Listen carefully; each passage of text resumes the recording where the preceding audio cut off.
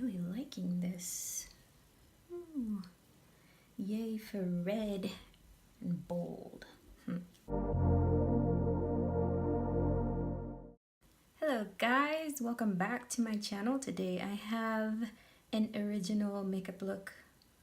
What that means is that it's a look that I just came up with, inspired by the colors in this beautiful, the Saharan II, because I have 1 and 2 by Juvia's Place. These gorgeous colors. I really wanted to use this red right here. And yeah, so I came up with this combination and look and stuff. Anyhow, if you want to see how to do this look on yourself, keep watching.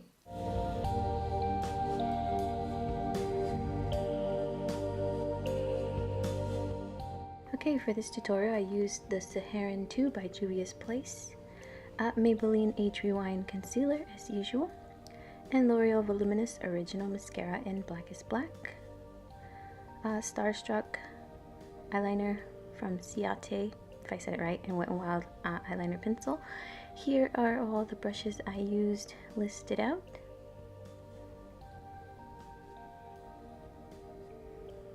Alright, let's get started. Grabbing the concealer as usual, we're applying it all over the eyelid, and make sure that this time you apply a healthy coat. To get the best pigmentation out of these eyeshadows, you need a nice base that will make them just pop. So we're patting the concealer down, putting it away and grabbing the palette, and starting with a pencil brush, we're going into this red shade called Zora. And we're gonna start creating like a, I don't know, it's like an arrow. Think about like an arrow pointing outwards, or the tip of a triangle that's on its side. Anyhow, we're gonna go into the crease, and don't worry about neatness here. We're not trying to be neat. We're just trying to apply the color in the right place. Bring it down on the edge.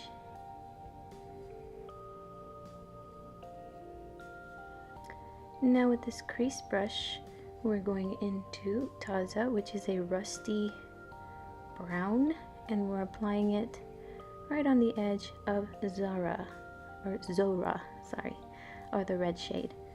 And we're going to blend the two slightly. Back to the pencil brush and back into Zora, or any dark matte red eyeshadow you might have. Now we're going to bring it further into the inner corner.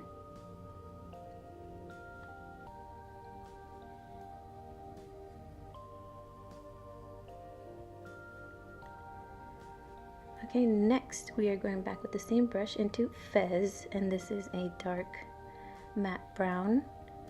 We're going to apply it on top of Zora to intensify the color and to give it that rusty look.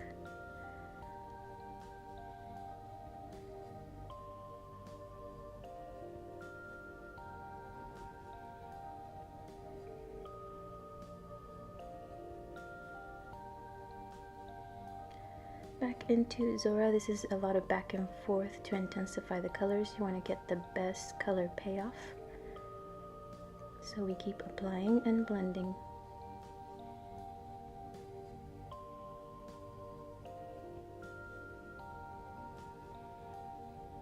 Now grabbing a smaller brush, this one is a precision brush, and we're going to go into Zora, and we're going to apply it under the eye, or on the lower lash line, whichever you prefer. Okay, now we're going into Fez with the same brush, and we're going to go into the crease to further intensify this color.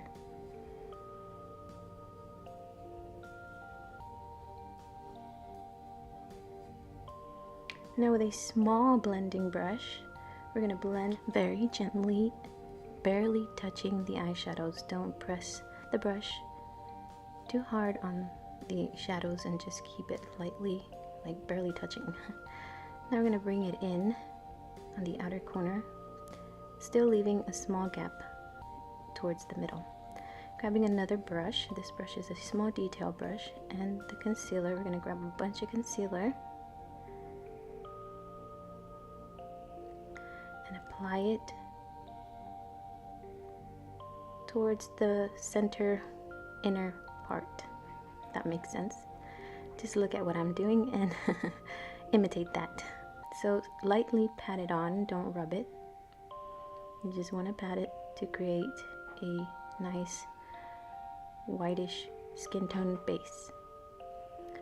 Back to the palette, and with a different flat brush, we're going into Juvia, which is a minty shimmery eyeshadow, and we're applying that right on top of the concealer.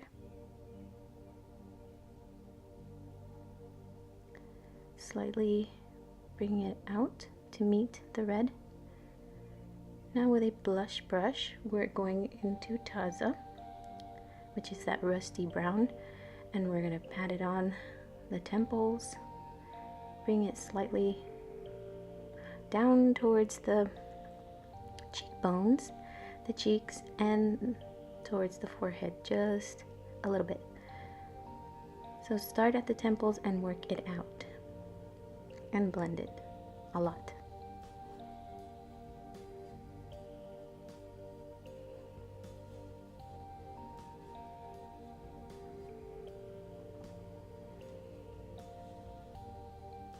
Alright, now grabbing an angled shading brush, we are going into Aziza, which is a golden, whitish gold, I guess.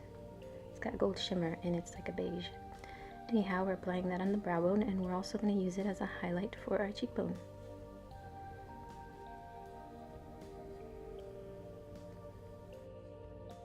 Now grabbing the eyeliners and starting with the pencil liner, we're going to fill in the lash line.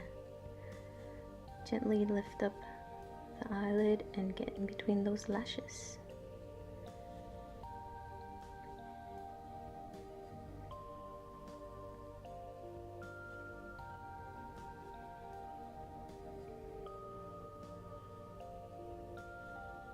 Also lining the lower lash line.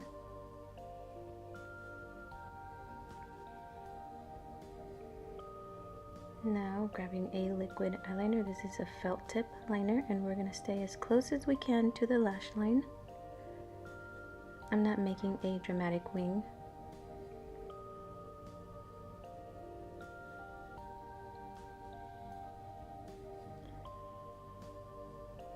So just making a very small wing. Now we're going to apply mascara. Now with this mascara, it's brand new. I'm going to apply one coat first, or the first coats, putting it away and then going back to the palette. With that small precision brush, I'm going into Zora, and I'm going to reapply underneath the eye. And after that coat dried a little bit, apply a little more mascara. I found that it works best with this mascara to do it this way. And putting that away, and the look is done.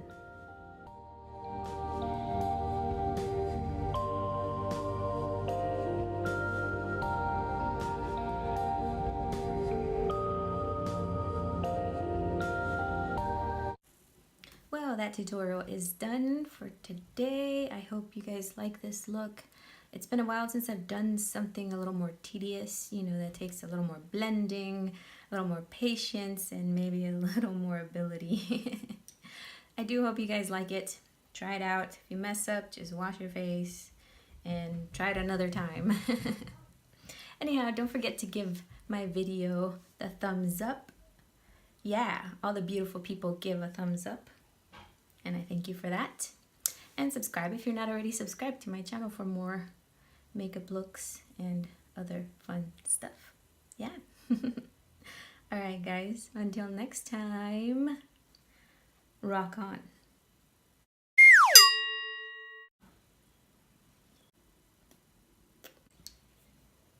Hi Jade. That rock on came out a little bit raspy. You hear that raspiness in my voice today? I don't know what that's from. So you won't believe what I did. You might believe it.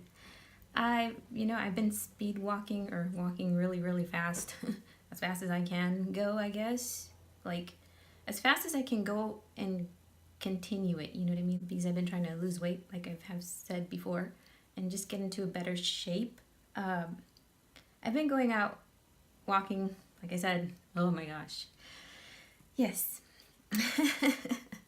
Aside from my workout, I added walking because it gives me alone time, for one.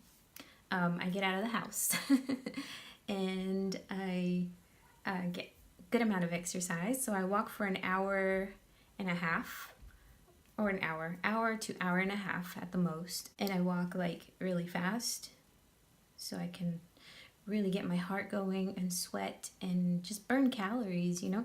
And I've already noticed that it has been working. Anyhow, usually my heels hurt a lot because clearly I am too heavy. If I've been on my feet for a long time, my heels start to hurt. So I changed the insoles in my shoes, in my tennis shoes. And they're the ones that support the arch, and they kind of help, and they have been helping, but I used them when I went on my fast walks, and my toenail, the one in the middle, literally got like ripped off the toe. Yeah. So I said all that to tell you that I ripped off my toenail from speed walking. I looked it up, and apparently it's common. It's not uncommon. So I ended up taking those soles out of my shoes and putting the regular ones in, and I noticed the difference that my foot is now flatter, so it's not like this. So it's not like when I walk doing that and hitting my toes. Anyhow, I bandaged that toenail, and now it's like stuck to the toe. It's not gonna come off, I guess, or it's just gonna grow out and then fall off. I don't know. It's supposed to grow back. It's not detached anymore. It's reattached because it's healing. It healed itself. It wasn't completely detached. It was more detached like from one side, and then I could lift it and see the skin underneath. It was so gross. And I just pressed it back down, cleaned it up, put some Neosporin and like hydrogen peroxide to clean it, you know, and keep it clean. Anyhow, that is my story for today about my detached toenail. Super interesting, I know. Just gotta keep you guys on the edge, you know what I mean? I don't know, that's my life. If it isn't one thing, it's another, I swear. Yeah. But that was my story to share with you guys today. Hope you had a good laugh, or a, oh my god, really? Yeah. Now to drinking my disgusting looking shake.